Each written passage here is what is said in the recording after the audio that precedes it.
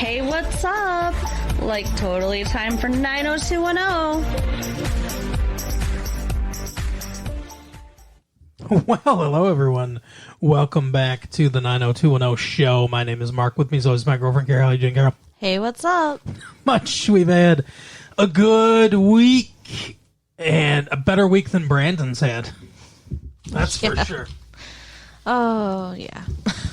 Carol, why don't you tell us about what's going on with the Walsh clan? Well, I mean, basically, this is a Fatal Attraction 90210 style. Yeah, pretty much. So, you know how we were all happy that Emily was sticking around? Not so much anymore. This is why all of Brandon's girlfriends are murdered. So, I thought they had pretty clearly broken up at the end of the last episode. It seemed like it. He said he didn't want anything to do with her. Mm-hmm. Seems pretty final. But apparently she didn't get that. She said, I won't be ignored, Brandon. He moved his locker. Now, it's been 2 weeks. They mentioned that. You know. So he moved his locker, probably, I'm guessing, because she kept coming around. She is still on the school paper where he is, right? Yeah. She's everywhere where he is. His friends are telling him, you need to tell her, but he already told her. Like, how much more clear do you have to be? You know, when I'm cleaning my face, you don't have to just stare at me doing it. Why are you cleaning your face while we're recording a show? Because there's a little peanut butter on me. I had to take a pill, and I need to eat before I take a pill. Yeah, Grandpa has to take and a pill. Stop. And you just stare at me doing it. That's so rude. Stop looking. Where else do you want me to look? I don't know. Just look away. Look away. I'm hideous. Look away. Oh, goodness. Okay. Oh, microphones are going all over the place now. So, at the paper, they've been getting these weird letters, like threatening the students and all this Son of crazy Sam. stuff, right? And there's this one kid who wants to publish them. From the gutters of New York. Mr. Breslin. That's the newspaper reporter who the son of Sands. Sands store? The son of the Sands Corporation, which owns the casinos.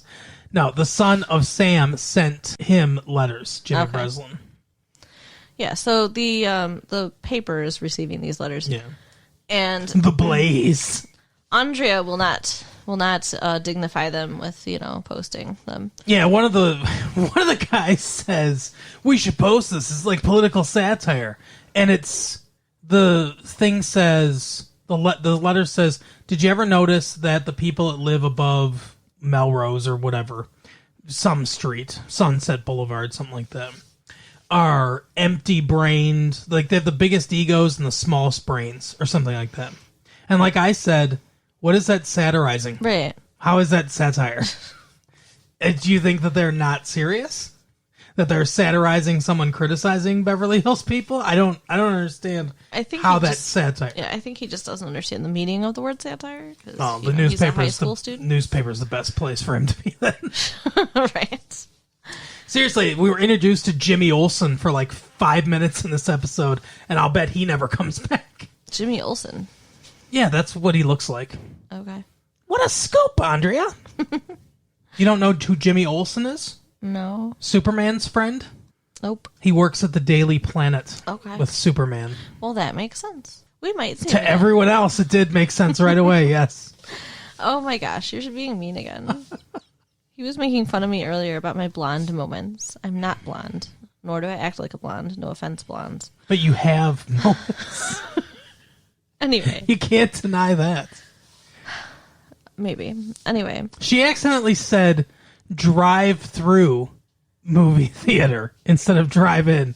And I said a drive-through movie theater would be like you drive, you go up to McDonald's and someone opens the window and just shouts plot summaries to you. Like, Marty McFly needs to go back in time to save his parents' marriage.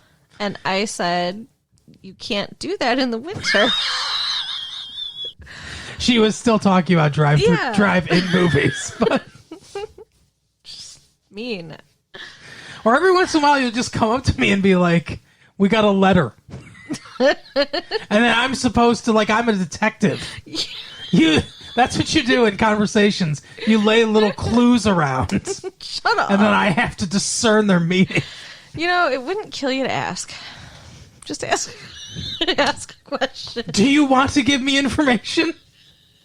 Why do I have to work for it? Who is the letter from? What does it say? That's not an answer to my question. At me. I say we got a letter, and he just stares at me. That's not an answer to my question. What's your question? Do you want to convey information to me? Yes. Then it's your job to do that. Okay. You guys are lucky that she just doesn't stare at the microphone with an expectant look on her face like, come on, guys. Do you want to know what happened this week? You better call in. You're such an asshole. Okay.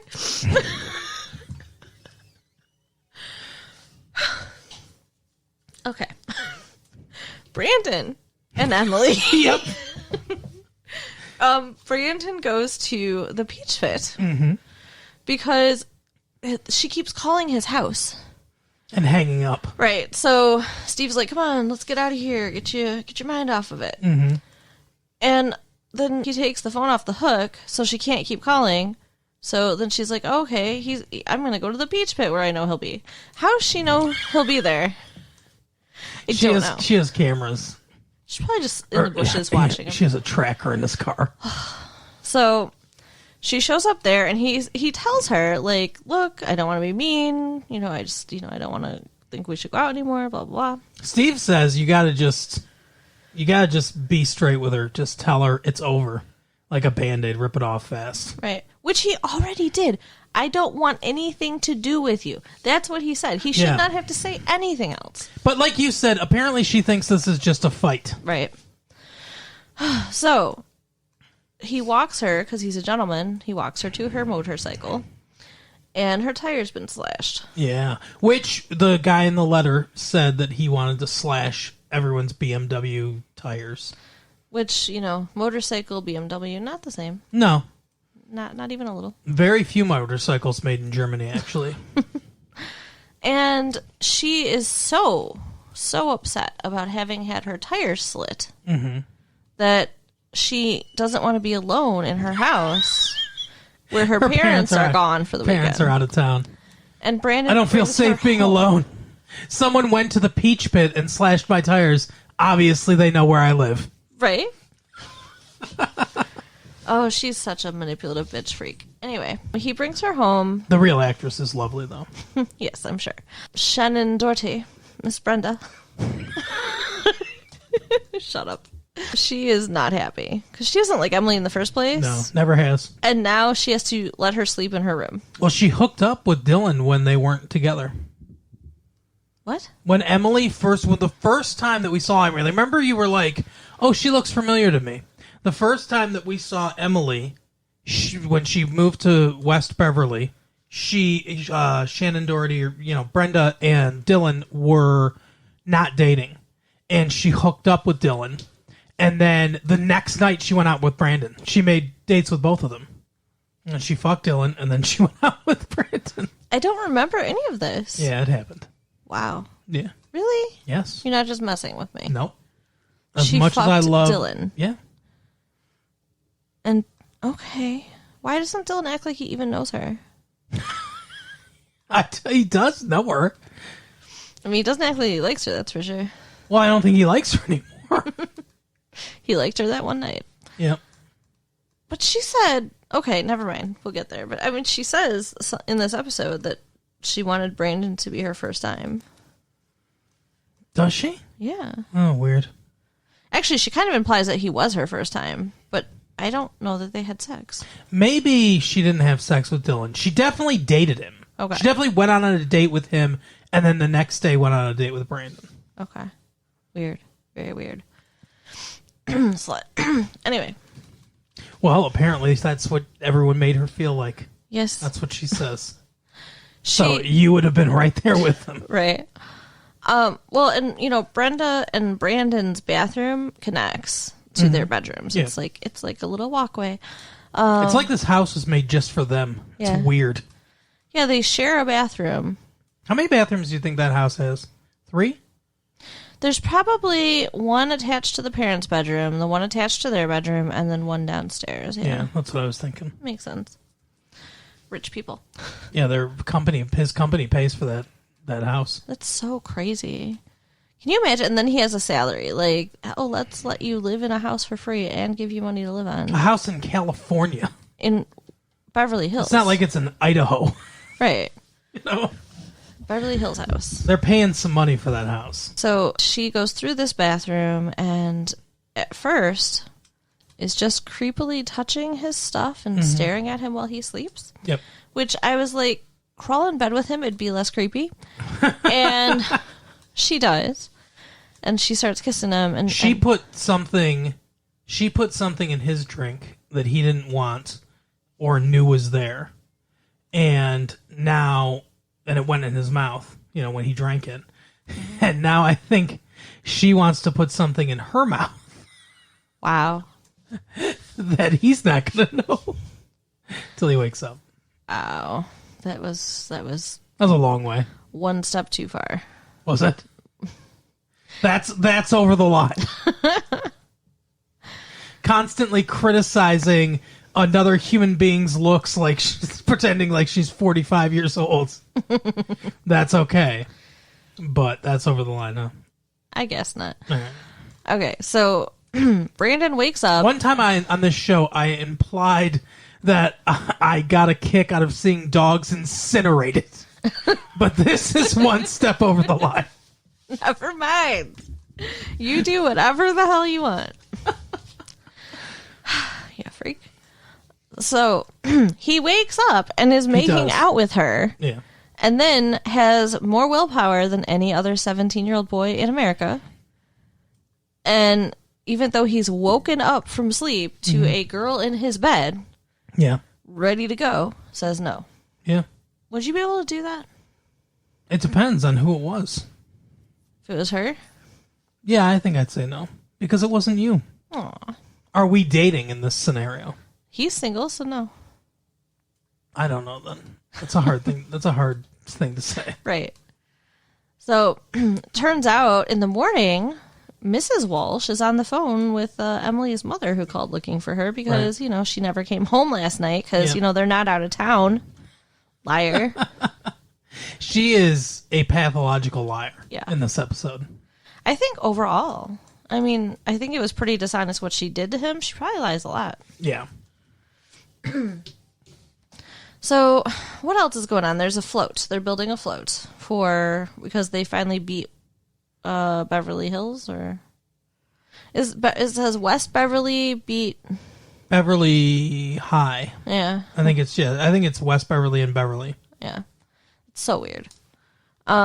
So they are building a float for whatever, celebrating this stupid thing. A football game. Yeah. And she steals Brandon's favorite shirt to go out and help them put together a float. His 87 championship Minnesota Twins shirt. It says Walsh on it. Yeah. I don't understand. He played for the Minnesota Twins. He did not. In 1987. Liar. No, I think his parents probably got it for him. That's my guess.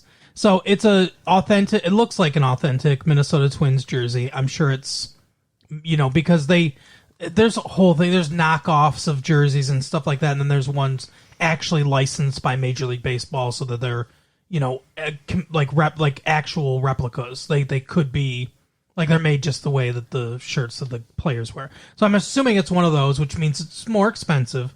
And then you can get them customized. So I'm guessing that when the Minnesota Twins won, at least in the parlance of the show, that when the Minnesota Twins won the World Series in 1987, that his parents bought him this shirt, authentic shirt, and customized his name on the back and the number 87 for the year that they won. Okay. That's cool. So yeah, it's like a keepsake. They made it. They got it in a large size because it fits him now. Right. So she walks out in it, and he doesn't say anything. Like, Nope. I would have said something immediately. Yeah, he doesn't say anything right away. He's kind of a pussy. Other people, yeah, he is. Other people say something, at least to him, or they say things. They look directly at the camera and say, well, I wouldn't do that. And she goes over to Andrea. And says, oh, yeah, I ended up staying the night here because, things got a little hot. Like, what the fuck? And I had nothing else to put on. What about the clothes that you came in with? Right? Can you just put those back on? Those clothes are stained forever now. They're stained with their love juices. Oh, God. In her mind. Yeah, that's not over the line. She's so crazy. Like, she probably thinks they did have sex. Like, she's just, this is my reality now, so. Right. Because, yeah, later she talks like they had sex to him. Kind of, yeah. Like, says he makes her feel like a slut. Which I don't see how. No, that's not her saying. That's not her saying that they had sex. Well, she said she wanted him to be the one for her first time. And that he made her feel like a slut. Okay. So, that sounds to me like they had sex? I don't think that that's the implication. Okay. Well, the implication to Andrea is definitely that they had sex. Yes, she's lying to Andrea. I think she must know that Andrea has a crush on him. Maybe, because Andrea was very jealous of her just a couple episodes ago. Yeah. Yeah, she's trying to mark her territory, but it's not her territory anymore. No. And then she gets paint on it. Yes. And says, oh, little club soda will take it out. You don't do that to somebody. No. No good. He's like, out of all the shirts, Brenda has shirts. I have other t-shirts. Why that shirt? So he is still being too nice. And he does tell her, kind of like, stay away from me, whatever. Andrea then, because she brings her an old-fashioned typewriter and tells her some story about it, is all warmed up to her. And it's like, oh, you should come for pictures with the float that you helped us make. What are you doing? You deserve to be there. Rid of her. Right. You deserve to be there. She's like, I'm quitting the paper because I don't want Brandon to have to see me and all this stuff. But yeah, she brings her a really nice old typewriter. And Andrea figures out when she gets another letter that the letter's on the same typewriter. Yeah, I don't know. They don't say exactly how she figures that out. Well, although typewriters looks the same. Yeah, typewriters are idiosyncratic in that way. Yeah, she's a investigator. I have a Royal typewriter, a black Royal typewriter from like the late 60s. And you can tell that it's different from other typewriters. But I'm sorry, I jumped one thing ahead here. So they actually do, go take pictures with this float. And while they're standing there posing for the picture, she fucking leans over and starts kissing Brandon's neck. Yeah. That was she wants the a picture. worst. She wants a picture with her kissing his neck, I think. That's so fucked up. Like, you don't do that to a person. So then he loses his shit. Rightly. I'm sorry. Yeah. He went off on her. He said some mean things. She deserved every fucking word of it. Oh, yeah. He's like, look, I've tried to be nice to you. I've tried to do this the nice way. I don't want anything to do with you. Get the fuck away from me. Yeah. I'm done. So. And then she kind of tells him off. Yeah. And that's when she says that she wanted him to be her first and that he's made her feel like a slut and all this bullshit. Bullshit. All of it. Yeah. He's done nothing to her. He's been nothing but nice to her. That's right. So then Andrea figures out about the letters that they've been coming from Emily. And Emily leaves 16 messages on Brandon's answering machine. Yeah. She talks about, oh, I miss the way you hold me and how you kissed me and like all this really like dirty shit. Yeah. And knowing his family's going to hear it. Yeah. And the dad correctly points out, he's like, she obviously wanted us to hear this. That doesn't sound like a stable person to me. Right. Andrea says she thinks she has borderline personality disorder, whatever that means. Maybe. I don't know what that is. Well, technically you're not able to diagnose a person with a personality disorder until they're at least 18. Oh, okay. Because their personality is not done being formed yet.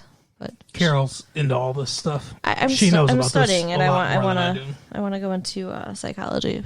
But Yeah, she could definitely be. She's definitely fucked in the head. That would be my professional diagnosis. Okay. That's what I was saying she wanted to be, but they didn't get that far. Right? You're so gross. So Emily goes and destroys this float with paint. Yeah. Explain this to me. She dumps paint all over it. She does. Then she methodically tears it down. Yeah, rips it out. Like, pulls down the ribbons and all this shit. Then she's going to light it on fire. She douses it in gasoline. She's going to light it on fire. Mm-hmm. Wouldn't lighting it on fire do the whole job? Well, I think it was a catharsis for her. So I think she was getting all of her anger and hate and shit out by doing that. And then, as you pointed out, because she was sitting on the float, I think that she was going to light herself up with this. Yeah. Very possibly. Messed up. But Dylan and Brenda find her. And apparently, Dylan is all into her from, before. Was all into her at some I didn't point. say he was into her. Well, you're saying that he was in her. Yeah. So, he acts like he does not. He's just like, Brenda, no, this is dangerous. He didn't want her by the fire. If the there's no fire yet. Yeah. If she lit the thing on fire, he didn't want her by that. Makes sense to me. Yeah, he says nothing to Emily. He just tries to get Brenda to stay away from her. But, of course, Brenda doesn't. You act like just because he had sex with her that he should talk to her. Yeah. I don't talk to every woman I've had sex with. Wow. Really? If you saw them on the street, you wouldn't at least smile and nod? You wouldn't acknowledge their existence? It depends on how it ended. Wow. For some, I might pull the brim of my cap down real low. So Brenda somehow manages to talk her down and brings her back to their house. Why do people keep bringing her back to Brandon? He just got rid of her. Look what we found. Right? So, yeah. He tells her to get some help. Mm-hmm. And she talks about how, she has it, like, his parents ask if she's had problems like this before. Apparently she had been institutionalized or something before. She had help before. Yeah, so we'll see. We'll see if she gets help and becomes a more permanent character. But I have a feeling she's going to disappear. Yeah, for sure. Like, now we're done with her. It was like 4 episodes, so... Yeah, she might be back. We'll see. Oh, we'll see what happens. I'm glad she didn't kill a bunny. Right? There's the only other subplot in this episode is that Dylan can't stop making out with Brenda. Oh yeah, I forgot about that. So she says she wants to do other stuff. So the thing she comes up with is going to a fucking like string quartet concert. I don't understand this. And they go both times. Both times they're going to a concert. It looks like they're in the auditorium of a high school. Like, not a rich high school either. Just like a regular rinky-dink high school. There's like 20 chairs. Folding chairs with the people sitting there. And like a very little stage. And people playing, stringed instruments. And they're playing Vivaldi or whatever. And that's supposed to be what those teenagers want to do? It makes no sense to me. Well, I mean, I enjoy some classical music now and then. I guess, but I've never said, hey, let's go to multiple concerts of it. Yeah, it's a little odd, but, Brenda's a little odd. So. But, the first time they end up making out anyway. Mm-hmm. And then they go back and she says, we're going to try to build up a tolerance. See how long they can stay away from each other. That's so weird. And the thing is, doing that probably just makes it even harder in a way, like, because, right. They're not supposed to, and then it's so... From a guy's perspective, I can tell you it makes it even harder. Yeah. But that's what he said. That's what teenagers are supposed to do, right? Yeah. They're supposed to make out and shit. Yeah, but like I said to you when we were watching it, they've been together a long time, so she's probably getting bored and wants to go on real dates. Yeah. Actually see a movie. I can see that. Yeah. Girls get tired of it faster. Yeah, I know. But that is our episode for the week, I think. Do you have anything else to say? No. You looked at me all shocked, like maybe it shouldn't be. No, I'm good. All right. What do you want to say to end the show? So if you have anything to say to us, you can write us at latefee1994@aol.com. Mm-hmm. And be sure to tell your friends and give us the likes. That's right. We will see you next week. Bye. Bye.